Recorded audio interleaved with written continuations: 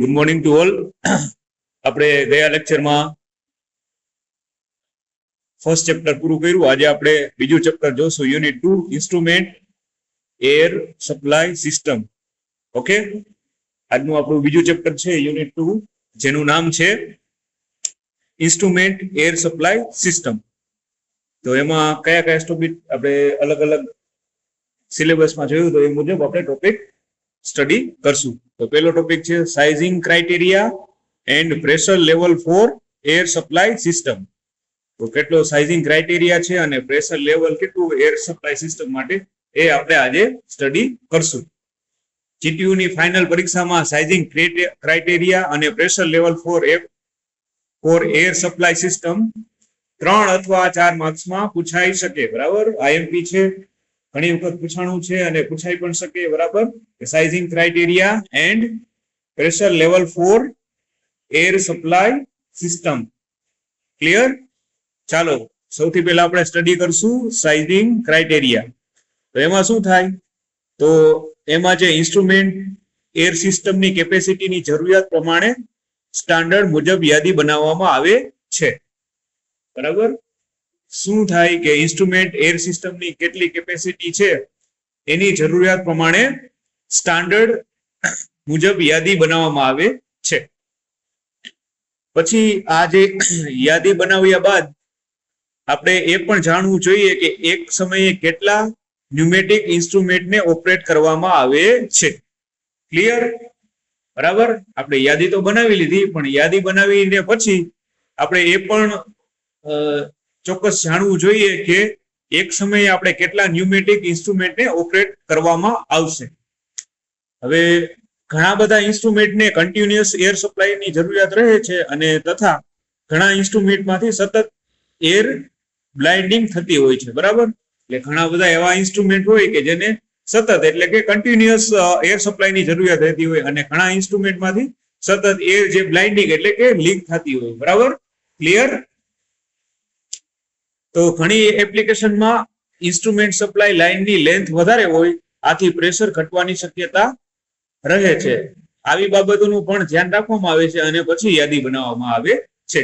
એટલે ઘણી બધી એવી એપ્લિકેશન પણ હોય જેમાં ઇન્સ્ટ્રુમેન્ટ લાઇનની લેન્થ વધારે હોય, તેથી પ્રેશર જે છે એ ઘટવાની એમાં શક્યતા રહે. એટલે આ બાબતોનું પણ આપણે ધ્યાન રાખી અને પછી યાદી બનાવવાની. બરાબર, ક્લિયર? પછી આપણે જે ભવિષ્યમાં કેટલાક ન્યુમેટિક ઇન્સ્ટ્રુમેન્ટનું ઇન્સ્ટોલ કરવાનું હોય તેનું પણ આપણે ધ્યાન રાખવાનું હોય છે. હવે આ બધી બાબતોનું ધ્યાન રાખીને ટોટલ એરની જરૂરિયાત નક્કી કરવામાં આવે છે. બરાબર, ઉપરની જેટલી બાબતોનું ધ્યાન રાખી આપણે ટોટલ કેટલી એરની જરૂરિયાત રહેશે એ આપણે પછી નક્કી કરવાનું થતું હોય છે. હવે એરની વપરાશ અને એની કેપેસિટી આપણે નીચેના ટેબલ મુજબ જાણી શકાય. બરાબર, ઇન્સ્ટ્રુમેન્ટ એર યુઝર અને કેટલી કેપેસિટી રિક્વાયર્ડ ક્યુબિક ફૂટ પર મીટર. બરાબર, તો ઈચ એર પાઇલો ઇન્સ્ટ્રુમેન્ટ પાઇલો, તો એમાં કેટલી કેપેસિટી 0.50 ક્યુબિક ફૂટ પર મિનિટ. પછી ડાયાફ્રામ વાલ પોઝિશનર, તો એના માટે 0.75 ક્યુબિક ફૂટ પર મીટર. પછી પિસ્ટન પોઝિશનર, તો એનું 3. પછી પર્જ ઓર બ્લોબેક, એના માટે 10. ક્લિયર? આ બધી બાબતોને ધ્યાનમાં રાખીને આપણે કેટલી પ્રેશર વાળી એર સપ્લાયની જરૂરિયાત છે તે નક્કી કરીને કમ્પ્રેસરની સાઇઝ નક્કી કરવામાં આવે છે. બરાબર, તો આપણે જે સાઇઝિંગ ક્રાઇટેરિયા નક્કી કરવાનું થાય તો આટલી બધું આ જે બાબતોનું ધ્યાન રાખી અને પછી આપણે જે છે કમ્પ્રેસરની સાઇઝ નક્કી કરવામાં આવે છે જરૂરિયાત મુજબ. બરાબર, ખ્યાલ પડી ગયું? રેડી? શું છે આપણે સાઇઝિંગ ક્રાઇટેરિયા, ઇન્સ્ટ્રુમેન્ટ એર સપ્લાયની કેપેસિટીની જરૂરિયાત પ્રમાણે આપણે સ્ટાન્ડર્ડ નક્કી કરવાના, પછી યાદી બનાવવાની, યાદી બનાવવામાં ન્યુમેટિક ઇન્સ્ટ્રુમેન્ટને ઓપરેટ કરવામાં આવશે એ પણ કેટલા સમય એ ધ્યાન રાખવાનું હોય. પછી ઘણા ઇન્સ્ટ્રુમેન્ટને સતત એર સપ્લાયની જરૂરિયાત રહેતી હોય અને ઘણા ઇન્સ્ટ્રુમેન્ટમાંથી સતત એર બ્લાઇન્ડિંગ થતી હોય. હવે ઘણી એપ્લિકેશનમાં ઇન્સ્ટ્રુમેન્ટ એર લાઇનની લેન્થ છે એ વધારે હોય, તેથી પ્રેશર ઘટવાની શક્યતા રહે છે અને આ બાબતોનું ધ્યાન રાખીને આપણે યાદી બનાવવામાં આવે છે. અને ફ્યુચરમાં પણ કેટલાક ન્યુમેટિક ઇન્સ્ટ્રુમેન્ટને ઇન્સ્ટોલ કરવાનું થાય એ પણ આમાં ધ્યાન રાખવામાં આવે છે. આ બાબતોનું ધ્યાન રાખીને ટોટલ એરની જરૂરિયાત નક્કી કરવામાં આવે છે. અને એને આપણે આ ટેબલ દ્વારા જઈએ તો ઇન્સ્ટ્રુમેન્ટ એર યુઝર, તો ઇન્સ્ટ્રુમેન્ટ એર પાયલોટ હોય તો એના માટે 0.50, વાલ ડાયાગ્રામ હોય પોઝિશનર ડાયાગ્રામનું તો એના માટે 0.75, અને પિસ્ટન પોઝિશનર હોય એના માટે 3, અને પર્જ અને બ્લો બેક હોય એના માટે 10. તો આ બધી બાબતોનું ધ્યાન રાખી અને આપણે જે કમ્પ્રેસર હોય એની સાઇઝ નક્કી કરવામાં આવે છે. ક્લિયર? તો 3 અથવા 4 માર્ક્સમાં જીટીયુ ની ફાઇનલ પરીક્ષામાં પૂછાય તો આટલું તમારે એમાં લખવાનું રહેશે. ચાલો હવે નેક્સ્ટ પ્રેશર લેવલ જોઈએ. તો ઇન્સ્ટ્રુમેન્ટ એર સપ્લાયમાં પ્રેશર લેવલ મિનિમમ 40 psi જેટલું રાખવામાં આવે છે. આ ખાસ યાદ રાખજો, બરાબર, કે મિનિમમ પ્રેશર કેટલું રાખવામાં આવે? 40 psi.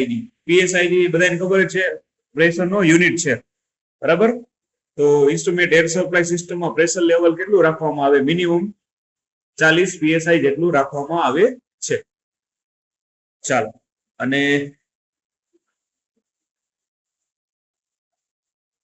આપણે એમાં જોઈએ તો મોટા ભાગે 80 psi થી 100 psi જેટલું પ્રેશરનો એમાં ઉપયોગ કરવામાં આવે છે. મિનિમમ આપણે 40 જેટલું રાખવાનું હોય, પણ મોટા ભાગે લગભગ બધામાં જોઈએ તો 80 psi થી 100 psi જેટલા પ્રેશરનો ઉપયોગ કરવામાં આવે છે. જ્યારે વધારે પ્રેશર સોર્સની જરૂરિયાત ઊભી થાય, બરાબર, ત્યારે જે છે પિસ્ટન અને સિલિન્ડર પર વધારે ટોર્ક આપવામાં આવે છે. બરાબર, જ્યારે વધારે આપણે પ્રેશરની જરૂરિયાત ઊભી થતી હોય એમાં જે પિસ્ટન અને સિલિન્ડર હોય એના ઉપર વધારે ટોર્ક એટલે કે બળ આપવામાં આવે, બરાબર. હવે જેનું ડિસિઝન આપણે કેવી રીતે લઈ શકીએ? તો મેઇન ડિસ્ટ્રીબ્યુટ હેડર હોય એને ઉપયોગમાં લેવાથી આપણે એર પ્રેશર લેવલ ઉપર એને રહે છે. પછી 10 થી 15 psi એરનો ડ્રોપ થાય છે, જે ક્લિનિંગ અને ડ્રાઇંગ સિસ્ટમમાં એને થાય છે. આ બાબતોનું ધ્યાનમાં રાખીને પ્રેશર લેવલ નક્કી કરવામાં આવે છે. તો પ્રેશર લેવલ નક્કી કરવું હોય એર સપ્લાય સિસ્ટમ માટે તો આટલા એમાં મુદ્દા આપણે ધ્યાન રાખવાના થાય છે. શું શું આપણે જોયું એમાં? કે મિનિમમ 40 psi જેટલું આપણે પ્રેશર એમાં રાખવામાં આવે, પણ મોટા ભાગે 80 psi થી 100 psi જેટલા જ આપણે પ્રેશરનો એમાં ઉપયોગ કરવામાં આવે છે. ક્લિયર?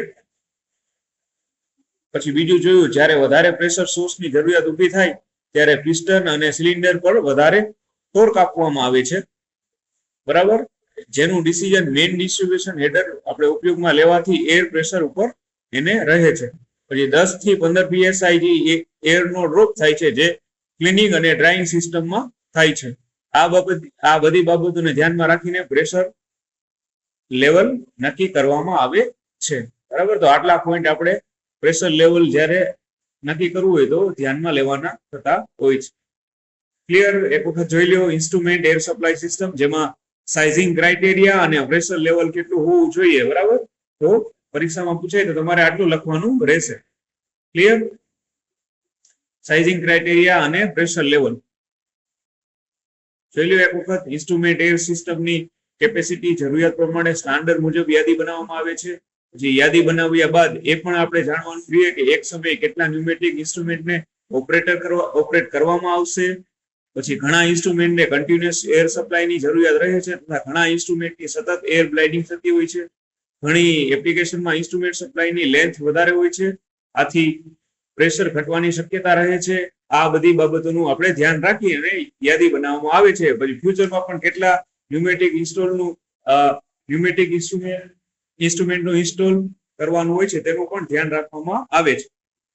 અને આ બધી બાબતોનું ધ્યાન રાખી ટોટલ આપણે એરની કેટલી જરૂરિયાત રહેશે એ નક્કી કરવામાં આવે છે. અને નીચેના ટેબલ મુજબ બધા જે ઇન્સ્ટ્રુમેન્ટ હોય એની સાઇઝ આપણે કેપેસિટી રિક્વાયરમેન્ટ હોય. ઇન્સ્ટ્રુમેન્ટ એર પાયલોટ હોય તો એમાં 0.50 ક્યુબિક ફૂટ પર મિનિટ, ડાયાફ્રામ વાલ પોઝિશનર હોય એમાં 0.75 ક્યુબિક ફૂટ પર મીટર, પિસ્ટન પોઝિશનર હોય એમાં 3, અને પર્જ અથવા તો બ્લોક 2 હોય એના માટે 10.